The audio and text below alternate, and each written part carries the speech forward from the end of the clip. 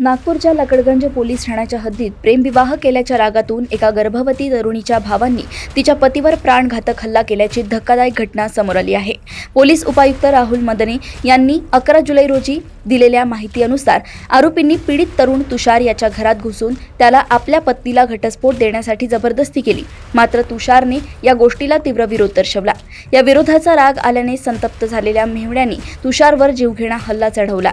या खळबळजनक प्रकरणाची गंभीर दखल घेत लकडगंज पोलिसांनी 4 आरोपींविरुद्ध गुन्हा दाखल केला असून पुढील तपास वेगाने सुरू आहे। नातेवाईकामध्ये जे मुलीच्या कारणावरून वाद झालेला होता, त्या बहिणीच्या नवऱ्यालाच तिच्या मेहुण्यांनी मारहाण केलेली आहे। त्याच्या अनुषंगाने आपण 4 लोकांवरती गुन्हाही दाखल केलेला आहे, त्याचा अटक पण केलेली आहे। महत्त्वाचं कारण ते आहे की त्या मुलीला ते माहेरी पाठवण्यात येत नाही किंवा ते मुस्लिम महिला असून हिंदू सोबत लग्न केलेलं आहे, या कारणावरून वाद झाला होता।